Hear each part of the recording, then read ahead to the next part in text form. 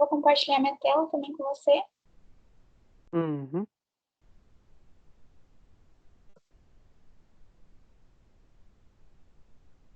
Então, a primeira coisa que a gente precisa saber quando a gente está aprendendo sobre a voz passiva, que é a passive voice, é que Sim. no português a gente tem ela também, só que ela é usada de uma maneira um pouquinho diferente.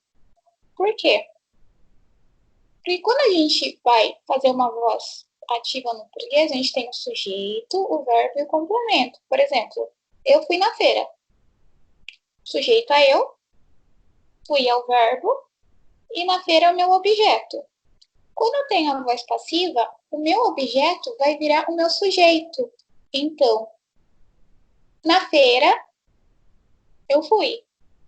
Porque o foco dessa frase é o fato de eu ter ido na feira. Não Uhum. é a feira e não o fato de eu ter ido. Então, a passivoz é quando a gente tira o foco do sujeito, de quem fez a ação, e dá enfoque no lugar, no ambiente, no objeto da frase. Uhum. Então, aqui, ela é usada quando tem o foco na ação. Focus on the action. Então, Ah. não é importante saber o que, quem ou quem está fazendo a ação. Então, aqui tem um exemplo. My bike was stolen. A minha bike foi roubada. Eu não sei quem roubou ela, não me importa. O foco dessa frase é que ela foi roubada. Então, a gente usa o passivo quando a gente não sabe quem fez a ação ou quando ele é irrelevante nesse contexto. Muita gente confunde achando que a voz passiva ela é mais formal que a voz ativa. E, na verdade, não. Você tem que tomar bastante cuidado na hora que você usar a voz passiva, que às vezes pode nem fazer sentido. Você só vai usar ela em motivos específicos. Quando o foco estiver na ação ou quando você estiver falando de um processo. Por exemplo, você está escrevendo um artigo sobre como se produz azeite de oliva. Provavelmente você vai usar a voz passiva em grande parte do texto, porque a azeitona, ela não é capaz de fazer ação, ela é como se fosse objeto.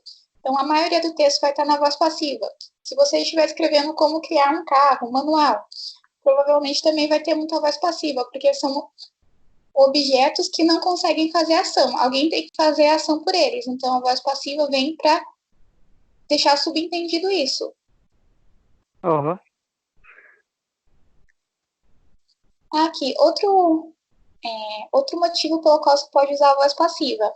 Para ser mais educado, então, more polite. É muito complicado você chegar para uma pessoa e falar assim, oh, you have made a mistake. Você cometeu um erro, é muito pesado. Então, uma maneira de suavizar quando você tem um julgamento com uma pessoa, que uma pessoa fez algo que você não achou certo, é usar a voz passiva para você dar uma aliviada. Então, a mistake was made. Um erro foi cometido. Você não colocou a culpa exatamente numa pessoa. Você reconheceu o erro, mas você não apontou ele como sendo de uma pessoa específica. Meio que você foi mais Uhum. pacifista nesse contexto. Outra coisa, você também pode usar a voz passiva. Se você quer informar que alguém morreu, é uma ação que está na voz passiva. Então, fulano de tal has died. Ele morreu.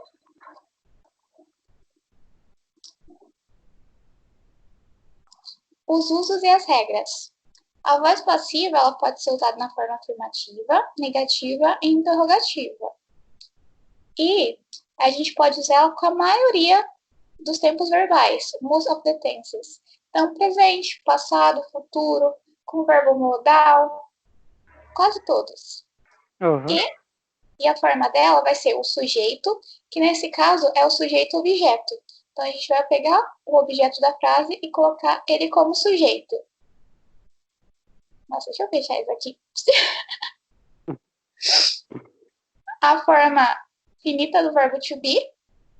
Então, se estiver no presente, a gente vai usar is ou are. Se estiver no Uhum. passado, was ou were. E o É. past participle, que é a terceira coluninha dos verbos regulares. Lembra quando a gente estava... Eu não estava com vocês ainda, mas quando vocês estavam vendo o Simple Past, que a gente tinha uma lista de verbos regulares que tinha 3 colunas. Tinha a forma no Sei, presente. Oi? sei. Tipo, eles mudavam daí, dependendo do... Se fosse presente, passado, essas coisas ou não? Isso, mudava. Tem alguns verbos que eles não seguem nenhuma regra, então eles vão mudar. E tem 3 formas deles mudarem. Tem a forma dele no presente, tem a forma dele no passado, e tem essa terceira coluna, que a gente usa para fazer o present perfect e para fazer o passivo. Então é muito importante saber essa terceira coluna, porque ela é usada em vários tempos verbais do inglês, com diferentes construções, então é muito importante saber ela. Agora, quando o verbo for regular, você não precisa se preocupar tanto, porque a forma dele no passado vai ser a mesma no passivo. Por exemplo, de um verbo regular, work, no passado é worked. Então, no past participle também vai ser worked, ele não muda. Agora aqui a gente tem o verbo write. No presente ele é write, no passado wrote, e no particípio ele já vira written. Então é totalmente diferente. Então ele mudou de acordo que ele foi passando nessa listinha, nessas 3 coluninhas. Uhum. Aí ele tem que decorar, porque não tem regra, não tem como saber direito. Só quanto mais você vai vendo, mais você vai decorando. Então aqui o exemplo é a letter was written. Uma carta foi escrita, não sei por quem. O foco aqui é essa carta. Uhum. Aí tem uma tabelinha que mostra a diferença da voz ativa e da voz passiva. Então aqui no Simple Present eu tenho que Rita writes a letter. A Rita escreve uma carta. Na voz passiva, esse meu objeto vai para o sujeito, a letter. Uhum. Aí a gente viu que a gente tem que usar o to be mais o particípio. Então, como a letter está no singular, a gente vai usar is. O particípio do verbo write é written. E o meu sujeito vai virar o meu objeto, vai Rita. Mas se tivesse aqui, opa, passei. Por exemplo, by someone, by somebody, com uma pessoa que não tivesse nome, fosse tipo por alguém, eu não precisaria colocar o nome aqui no final. Eu poderia parar aqui no particípio, porque não é relevante aquela pessoa. Só quando tiver nome mesmo, que daí a gente coloca, senão pode omitir. Não tem problema nenhum. Então, aqui no Simple Present. Então, a gente tem o nosso objeto sujeito, o verbo to be. Geralmente, a gente só usa is ou are. Então, is para singular e are para plural. E o particípio e o complemento. Então, na voz ativa, a gente tem John paints the school. O John pinta escolas. Então, é a profissão dele. Na voz passiva, como que a gente vai fazer? A gente sabe que o nosso objeto vem sempre depois do verbo. Então, o meu objeto aqui é the school. Então, a gente vai colocar the school, vai escolher o to be, a gente sabe que o school é singular, o sujeito é it, is, e o particípio do verbo paint, que é um verbo regular, é painted. Então, the school is painted by John. A escola é pintada pelo John. Então, aqui o foco não é o John pintar escolas, e sim é o fato da escola estar sendo pintada pelo John. Uhum.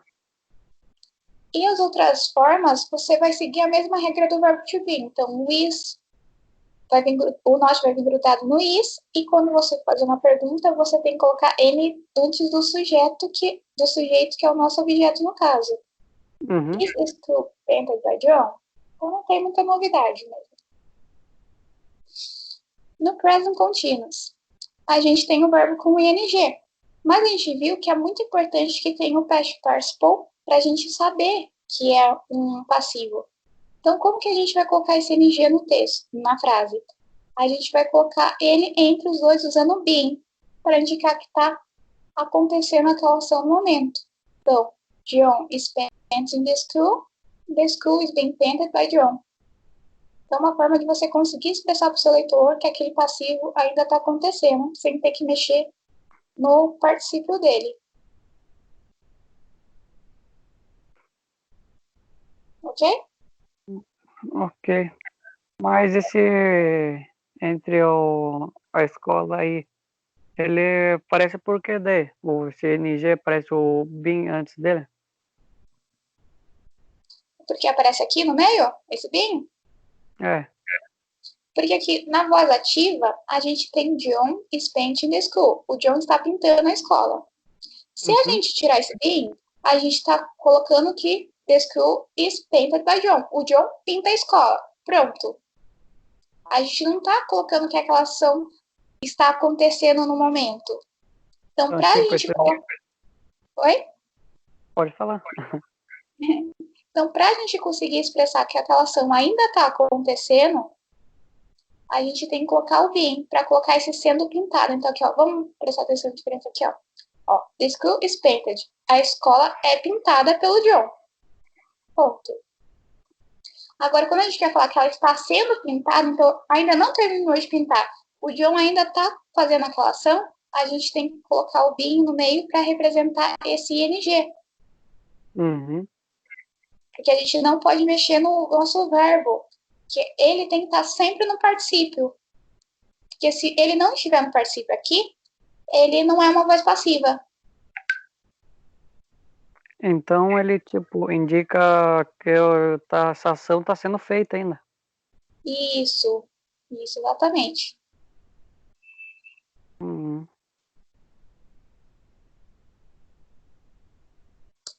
O present perfect não precisa se preocupar que a gente não vai ver isso hoje. Aí vamos para o simple past. Então, ao contrário do present simple, que a gente tinha is ou are, agora a gente vai ter as formas do to be no passado, que é was ou were. Was a gente usa para o singular e were a gente usa para o plural. Então, a gente tem aqui de novo o John painted the school. O John pintou a escola no passado, já terminou essa ação. Para a gente expressar isso no passivo, a gente tem que, de novo, procurar o objeto. A gente sabe que é the school, como está no singular, porque é it, a gente vai usar was, e o particípio, que é painted. Se fosse the schools, tivesse mais aqui, aí viraria the schools were painted by John. As escolas foram pintadas pelo John. Uhum. E segue a mesma regra, que o not vem grudado no to be, e quando vai fazer uma pergunta, ele vem antes do meu objeto. Aqui tem uma imagenzinha que dá para entender melhor o sentido. Someone ate the cookies. Então, alguém comeu os biscoitos. Aqui, ate é a forma no passado do verbo eat. Então, someone ate the cookies. Alguém comeu os biscoitos. Não dei bola, deixei lá os biscoitos para todo mundo comer. Mas quando a gente usa a voz passiva nesse contexto, já muda um pouco o tom. Ai, cara, vai espirrar.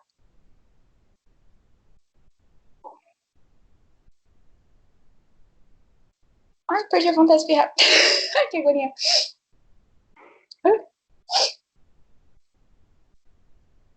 Passou. Quando a gente usa a voz passiva, tem um sentido diferente. The cookies were eaten. Então, pode ser que eu tenha guardado aqueles cookies para uma ocasião especial.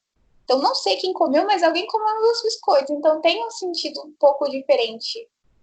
Então, tudo bem, alguém comeu os meus biscoitos. No outro já tem um sentido de, nossa, alguém comeu os meus biscoitos. Assim, os biscoitos eram o foco dessa ação. Se os biscoitos eram importantes, pode ser que eu tenha guardado eles especialmente para comer depois, alguém comeu. Então, vamos ver. Como que é que você falou esse vermelho aí? Ate. Esse aí ele serve para diferenciar também a pronúncia daí que vai fazer ou não? Tipo, o sentido da frase? Sim, porque a gente tem o verbo eat. O verbo eat é o verbo comer. E ele é um verbo regular. Então, no presente, ele é eat. No passado, ele vira ate. Então, muda a pronúncia. E no particípio, ele vira eaten.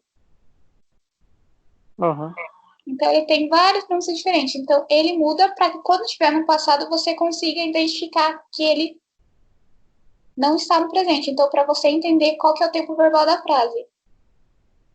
Então, aqui a gente... tem até escrito aqui, ó. A gente tem o it, que é E-A-T, no presente.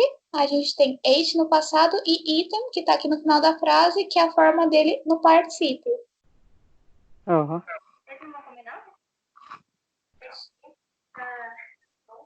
Já vou lá, já.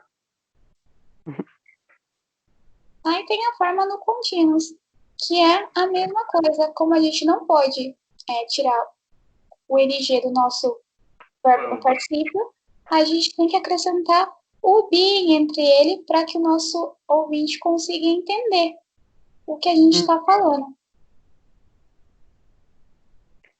Que essa ação ainda está acontecendo. Então, A escola estava sendo pintada pelo John.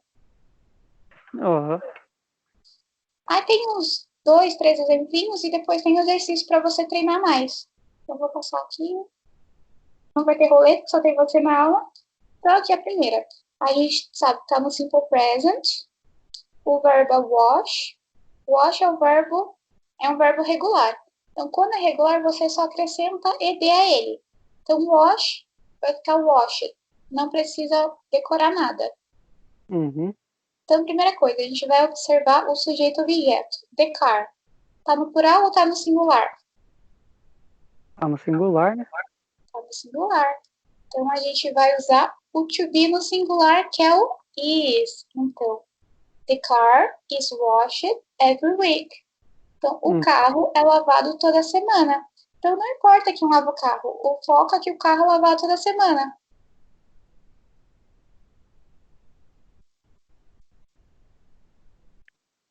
Coffee. Agora já está no simple past. E o verbo é make. Make é um verbo irregular. Ele muda a forma dele. Uhum. Então, coffee. Está no singular ou está no plural? Putz, esse daí não dá pra ser medido por quantia, então é singular, né? Ou não? Isso, exatamente. É singular. Exatamente. Então, como está no simple past, eu vou usar was, que é o meu to be, para a forma singular. E make no particípio vira made. Então, coffee was made 10 minutes ago. Então, o café foi feito, o café foi passado 10 minutos atrás. Nossa, mas muda da hora também.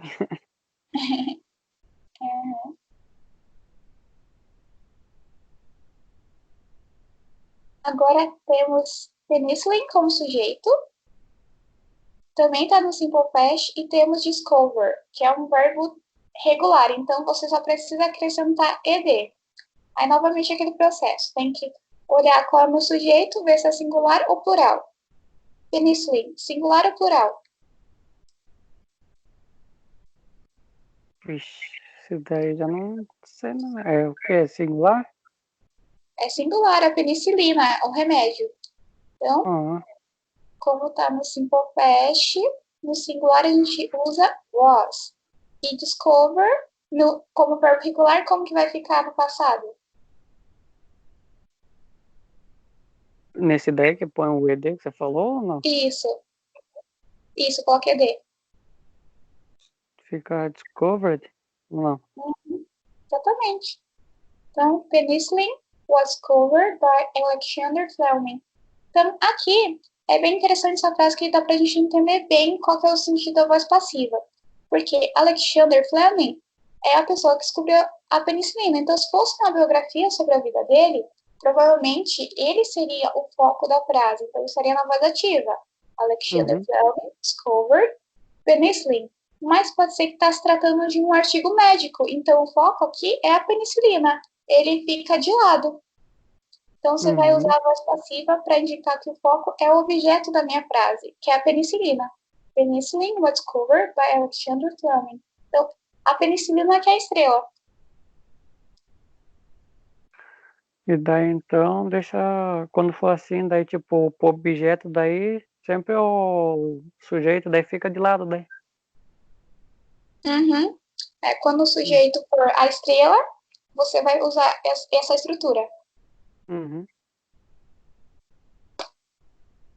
Vai ter mais um evento. Agora já tá aqui, ó. Cars. Very good cars. Tá no singular ou tá no plural? Tá no plural, né? Tá no plural. Então, no simple present, a gente vai usar call to be. Is ou are? Isso. No, No plural. no plural? Uhum. Vixe. É o ar? Não. É o are, sim, é o are. Quando tá no plural, a gente usa o are. A gente usa para they, que é eles ou elas. Para we, que é nós. Para you, que é você ou vocês. Então, O very is, good. Oi? O is, então, é só para quando é um só. Isso, a gente usa o is quando? Quando a gente tem he ou it, que é a terceira pessoa do singular. Então, ele, ela, que é a coisa, que pode ser um animal, pode ser um objeto, um fenômeno da natureza. Então, uma forma de você decorar melhor é você pensar se é singular ou plural. Aí você só coloca as nos singulares. Então, quando tem uma pessoinha. Só que no presente, você tem que tomar cuidado que quando o sujeito é I, é singular também, mas só que ele recebe um verbo to be diferente, que é o yeah. Uhum. E mas só que no passado, você não tem essa diferenciação, é o mesmo. Aí sim, todos os singulares você vai usar o sujeito is. Então, I, he, she ou it. Eu, ele, ela ou as coisas. Uhum. Então, very good cars are manufactured. Então, esse verbo aqui também é regular. E como ele já termina em E, você não precisa acrescentar o E de novo, você só acrescenta o D. Uhum. Very good cars are manufactured in this factory. Então, carros muito bons são produzidos nessa empresa.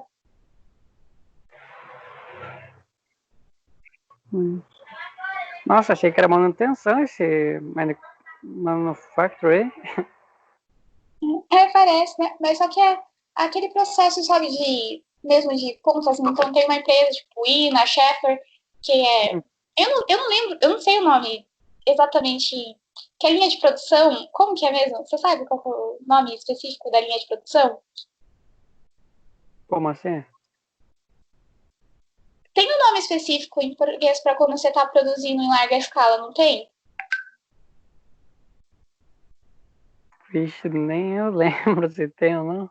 Eu não sei, eu acho que tem. Eu tô tentando lembrar essa palavra específica, mas eu não consigo. Então é produzida. Mas tem esse sentido de, tipo, ser padronizado, então ser criado assim como se fosse uma peça muitas vezes.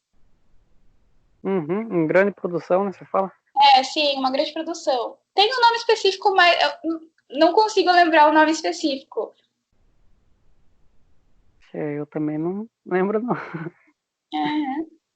Então, basicamente é isso a voz passiva. Eu postei um exercício. Você quer que eu mande para você no seu WhatsApp? Daí fica mais fácil para você ver? Pode ser? Tá, vou mandar lá para você. Só um minutinho.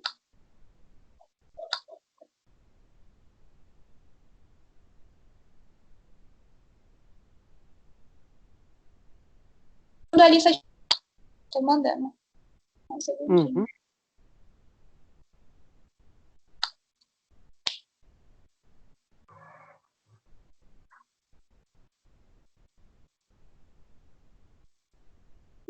Documentos.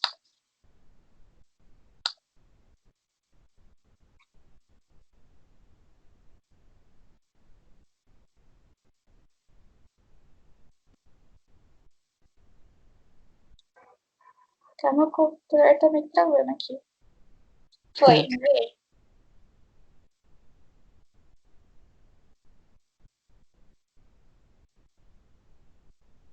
Chegou aí pra você? Chegou.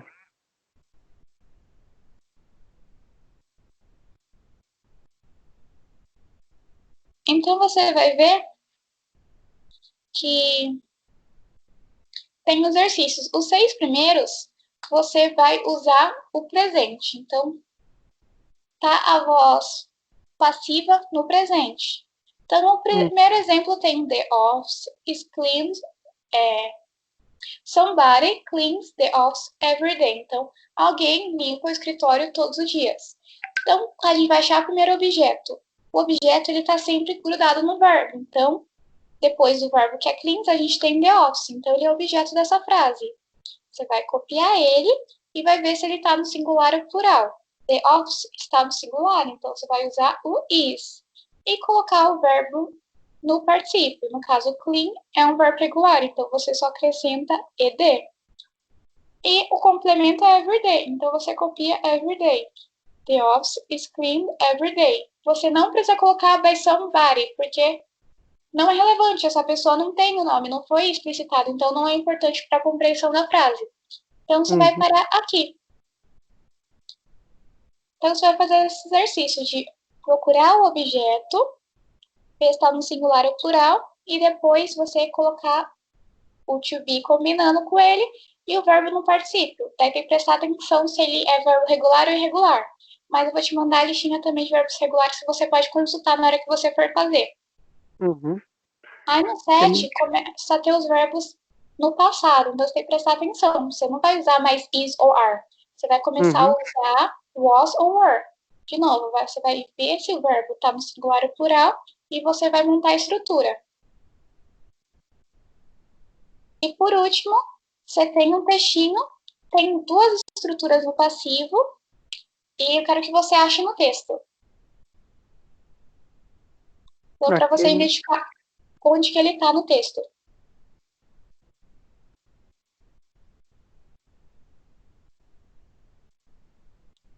Tem que identificar de onde que está no texto esses dois últimos? Isso, essas estruturas que a gente aprendeu do passivo. Vou tentar achar ele no texto. Uhum.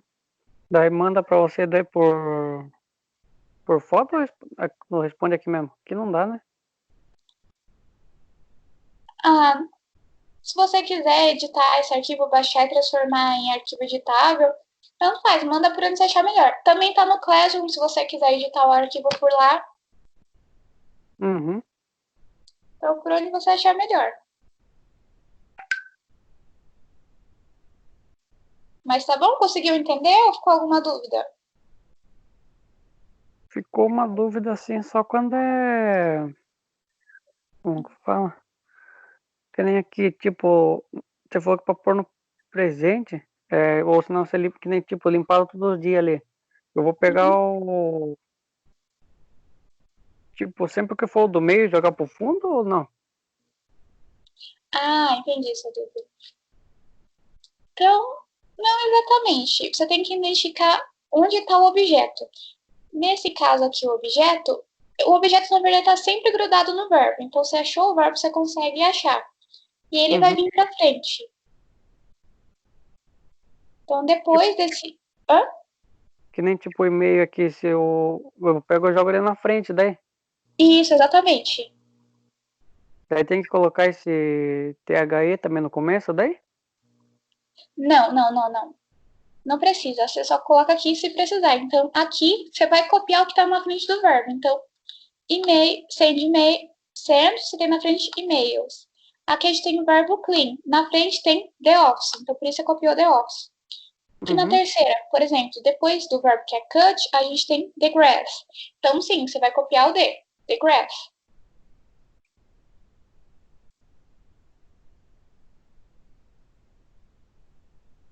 Esse que você tá falando agora tá na onde?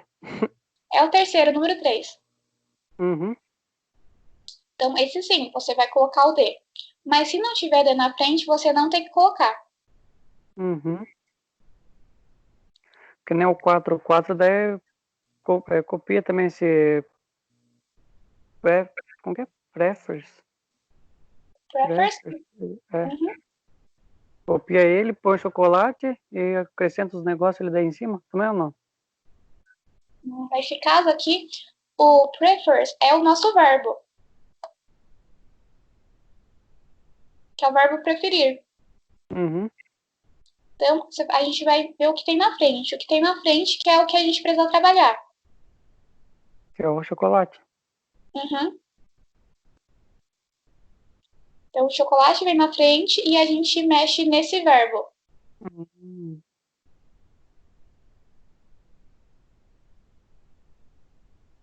Daí esses negócios, então, tem que fazer, não daí? Isso. Uhum. Ficou mais alguma dúvida ou deu para entender? Deu pra entender? Deu para entender bem ou deu para entender mais ou menos? Ah, mais ou menos não. É que como é uma estrutura muito nova, tem que ir treinando mesmo, tem que fazer exercício, que daí vai ficando mais claro, porque no começo dá um nó na cabeça mesmo. Uhum. Mas qualquer coisa pode mandar mensagem perguntando se você ficar na dúvida de algum exercício, ok? Tá bom. Tá bom? Obrigada. E eu apareço sábado. Obrigado. Eu apareço assim, mesmo que você for trabalhar, eu arrumo um tempo lá pra mim aparecer na aula. Tá bom, então. Ó, Tchau, tchau. Obrigada. ó, obrigadão.